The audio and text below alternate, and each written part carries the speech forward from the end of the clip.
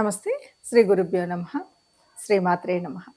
ఆదిత్యాయ చ సోమాయ మంగళాయ బుధాయ గురు శుక్ర శనిభ్యే రాహవే కేతవే నమః. ప్రస్తుతం మనం డిసెంబర్ మాసంలోకి వచ్చాం. ఈ డిసెంబర్ మాసంలో మనం సహజంగానే ప్రతి మాస ఫలితాలు, పక్ష ఫలితాలు, వార ఫలితాలు చెప్పుకుంటూ ఉంటాం. కానీ కొన్నిసార్లు గ్రహాల యొక్క మార్పు అనేటువంటిది గతులు మారుతూ ఉంటాయి.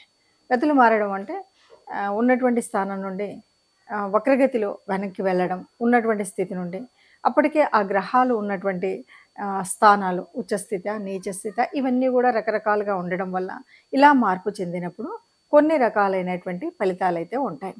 మరి ఆ రకంగా కనుక చూసినట్టయితే ప్రస్తుతం డిసెంబర్ 6వ తారీఖు నుండి 2024 డిసెంబర్ 6వ తారీఖు నుండి కుజుడు తను ఉన్నటువంటి స్థానం ఏది కర్కాటకంలో ఉన్నాడు. మరి ఎలాంటి స్థానం అంటే నీచ స్థానం. నీచ పొందినటువంటి కుజుడు ఇప్పుడు మళ్ళీ వక్ర గతిని పొందేటువంటి పరిస్థితి. ఈ కాలం అంతా కూడా ఎప్పటి వరకు ఉంటుంది అంటే ఫిబ్రవరి 24 తారీఖు 2025 వరకు ఈ వక్రస్థితి ఉంటుంది. అంటే అక్కడ మిథునంలో ఉంటాడు. మళ్ళీ మిథునం నుండి మళ్ళీ వక్రత్యాగం తర్వాత మళ్ళీ కర్కాటకంలోకి వస్తాడు. ఇలా ఏ గ్రహమైనా అంటే కుజుడి యొక్క గమనం మనకు తెలుసు, దాదాపు 45 రోజులు. అలాంటి కుజుడి గమనం ముందుకు వచ్చి వెనక్కి వచ్చి అక్కడక్కడే తారసపడుతున్నట్టుగా మనకు గత కొంతకాలంగా చూస్తూ ఉన్నాం. మరి ఇలాంటి పరిస్థితుల్లో అసలు ఎలాంటి ఫలితాలు వస్తాయి అంటే ముందుగా మనం కుజుడిని చూడాలి. కుజుడిని చూసినట్టయితే కుజుడు అంటే మనకు తెలుసు భూమి పుత్రుడు. కుజుడు ఒక సిస్టమాటిక్ ప్లానెట్, క్రమశిక్షణకు మారుపేరు, ఒక సైన్యాధ్యక్షుడు అని మనము ఆ గ్రహాల యొక్క కుటుంబంలో చెప్తాం. ఏదైనా సరే ఒక వారియర్. కాకపోతే అనువుకాని సమయంలో కోపం వస్తుంది, అనువైనటువంటి సమయంలో ఒక సరి అయినటువంటి ఆలోచన శక్తి ఉంటుంది. ఇవన్నీ కూడా మనకు కుజుడిలో కనిపించేటువంటి లక్షణాలు. మరి ఈ లక్షణాలన్నీ ఉన్నటువంటి కుజుడు ఇప్పుడు ప్రస్తుతం అంటే డిసెంబర్ 2024 6వ తారీఖున వక్రగతి చెంది దాదాపుగా ఫిబ్రవరి వరకు, వచ్చే సంవత్సరం ఫిబ్రవరి అని చెప్తున్నాం కదా, అక్కడి వరకు మరి ఇందులో ఈ వెనక్కి వెళ్తూ ఉన్నాడు. ఇలా వెళ్ళినప్పుడు ఏమైనా శుభ ఫలితాలు ఉంటాయా, అసలు ఒక్కొక్క రాశి వారికి ఎలా ఉంటుంది అని చూస్తే ఇక్కడ మనం ఒక విషయాన్ని మాత్రం చెప్పొచ్చు. ఎప్పుడైనా ఏ గ్రహమైనా ఎక్కడైనా నీచ పొందిన తర్వాత నీచలో ఉంది, నీచ స్థానంలో ఉంది. ఈ నీచ స్థానంలో గనక వక్రగతి పొందితే దాదాపు అది ఉచ్చ స్థానానికి ప్రతిఫలంగా ఉంటుంది. దాదాపు ఉచ్చస్థితిలో ఉన్నప్పుడు ఏ ఫలితాలు అయితే ఇస్తుందో ఆ ఫలితాలు ఇవ్వగలిగే శక్తి ఆ గ్రహానికి వస్తుంది. మరి ఆ రకంగా చూసినట్టయితే ఇప్పుడు ప్రస్తుతం మరి కుజుడు ఏమేమి శుభ ఫలితాలు ఇస్తాడు, ఏ రాశి వారికి ఎలా ఉంటుందో 12 రాశుల వారి యొక్క ఫలితాలను చూద్దాం. ముందుగా మేషరాశి వారికి ఈ కుజ వక్రగతి వల్ల ఎలా ఉందో చూద్దాం. మేషరాశి అనగానే రాశ్యాధిపతి కుజుడే. ఎప్పుడైనా సరే కుజుడు అంటే ఏ రాశ్యాధిపతి అయినా తన రాశికి ఏమైనా కష్టం చేస్తాడా అంటే ఎవరు చేయరు. రాశ్యాధిపతి రాశికి కష్టం చేయడం అనేది ఉండదు. కానీ ఇక్కడ ఇప్పుడు ఎన్నో ప్లేస్లో ఇది జరుగుతుంది అంటే 4వ స్థానం అంటే 4 అంటే ఇది గృహానికి సంబంధించింది, 4 అంటే మాతృమూర్తికి సంబంధించింది, 4వ స్థానము అంటే మన చిన్న అంటే లోవర్ స్టడీస్ ఏవైతే ఉంటాయో లోవర్ ఆ స్టడీస్కి సంబంధించినటువంటిది. వీటన్నింటిలో ఎలా ఉంటుంది అంటే మనం ఇప్పుడే మనం చెప్పుకున్నటువంటి మాట ఏంటి, ఎప్పుడు కూడా నీచ స్థానంలో ఉన్నటువంటి గ్రహం ఏదైనా వక్రగతి పొందితే ఉచ్చస్థానంలో ఉన్నటువంటి విలువ అనమాట. ఇప్పుడు ఈ రకంగా చూస్తే రాశ్యాధిపతి 1, 2 ఉచ్చ పొందినట్టుగా అవుతుంది. అంటే ఉచ్చ పొందితే ఏ ఫలితాలు ఇస్తుందో ఆ ఫలితాలు ఇస్తుంది. దానివల్ల 4వ స్థానంలో ఇవ్వవలసినటువంటి శుభ ఫలితాలన్నీ వస్తాయి. ఏంటి 4?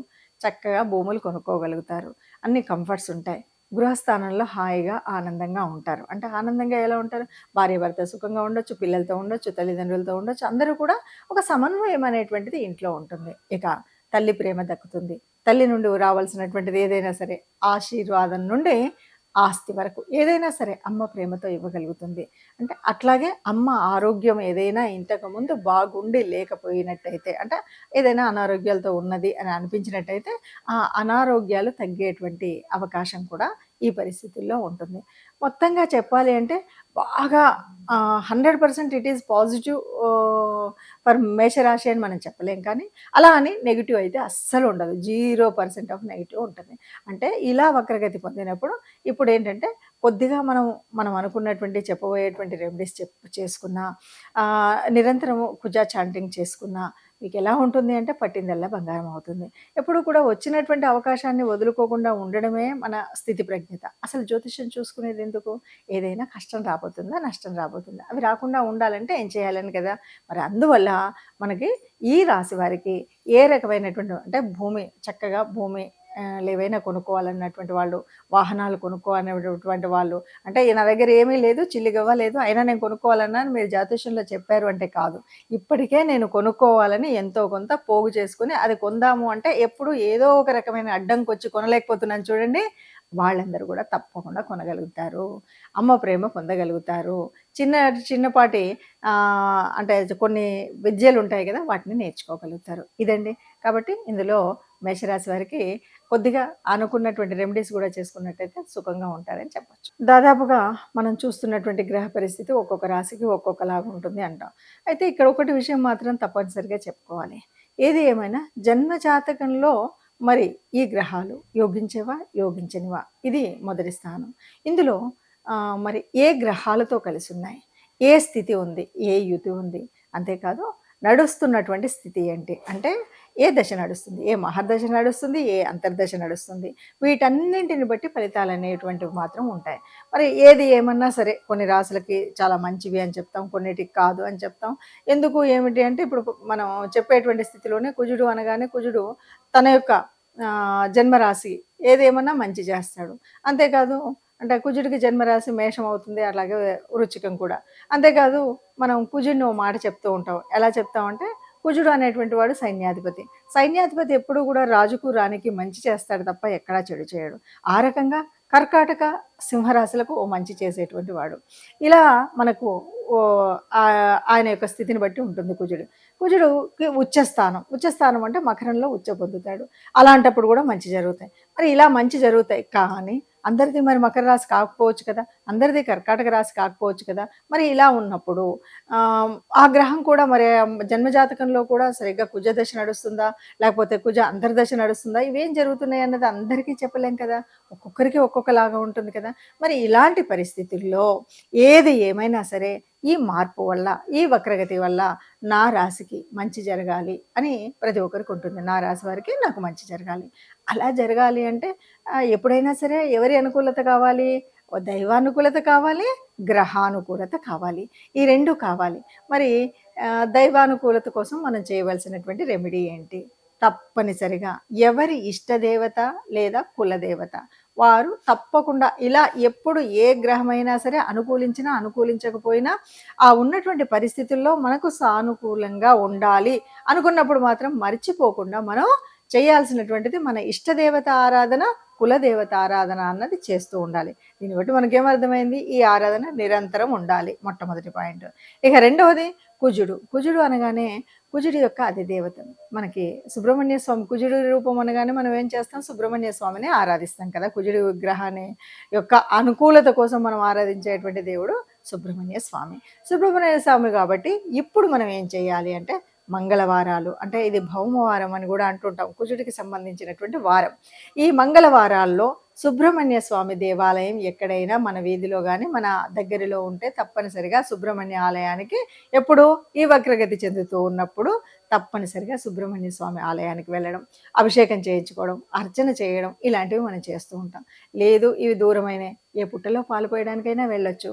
మనం ఈ సుబ్రహ్మణ్య స్వామి ఆరాధన, ముఖ్యంగా సుబ్రహ్మణ్య షష్ఠి వస్తుంది కదా, ఆ షష్ఠిలో గనక సుబ్రహ్మణ్య స్వామి అభిషేకం చేయించినట్టయితే దాదాపుగా మనకున్నటువంటి ఈ చిన్న అంటే కొంచెంగా అటు ఇటుగా ఉంది అనేటువంటి, అంటే ఆ చిన్న అప్రమత్తతోటి ఈ రకమైనటువంటి నష్టం జరిగింది అని చెప్పేటువంటి వాళ్ళకు కూడా ఏ నష్టం జరగకుండా హాయిగా సాగేటువంటి పరిస్థితి ఉంటుంది. అందువల్ల సుబ్రహ్మణ్య షష్ఠి రోజు కానీ లేదు మీకు వీలైనప్పుడు ప్రతి మంగళవారం కానీ గుడికి వెళ్ళడం, ఆరాధించడం చేయండి. దీంతోపాటు మీకు నవగ్రహాల్లో ఉన్నటువంటి మరి కుజ స్తోత్రం వీలైనప్పుడు చదువుకోండి. లేదు ఆ చాంటింగ్ అనేది నిరంతరం చేయొచ్చు. ఇవేవి రావండి, ఇవేవి తెలియదండి, సుబ్రహ్మణ్య స్వామిది ఆలయం దూరంగా ఉంది అని అనుకునేటువంటి వాళ్ళు తప్పనిసరిగా రెమెడీ కావాలి అంటే ఇంకొక పని కూడా చేయొచ్చు. విష్ణు సంబంధితమైనటువంటి దేవతల్లో ముఖ్యంగా నారసింహస్వామి యొక్క కథను ఆలకించడం గానీ, అంటే అవతార ఘట్టాన్ని గనక మనం వినడం ఇలాంటివి గనక చేసినా, ఇవేవి గూడా లేదు నాకింకా ఏమీ రాదు అంటే విష్ణు సహస్రాన్ని వినండి. భక్తి శ్రద్ధలతో వినండి. ఎక్కడికి వెళ్ళినా వినండి. నిరంతరం విష్ణువుని ప్రార్థనలో ఒక తలంపుగా తలవండి. మనకున్నటువంటి ఏ రకమైన అంటే గ్రహరీత్యా మారుతున్నటువంటి స్థితి రీత్యా మీకున్నటువంటి మీ రాశి రీత్యా ఏదైనా చిన్న చిన్న అపాయాలో లేకపోతే చిన్న చిన్న ఒడదొడుకులో వచ్చేటువంటి పరిస్థితి ఉంటే ఆ పరిస్థితి నుండి కాపాడగలుగుతుంది. కాబట్టి వీలైనంత వరకు కూడా ఈ రెమెడీని చేయండి. అందరూ సుఖంగా ఉండాలి. అందులో మనం ఉండాలి. సర్వే జన సుఖినో భవంతు.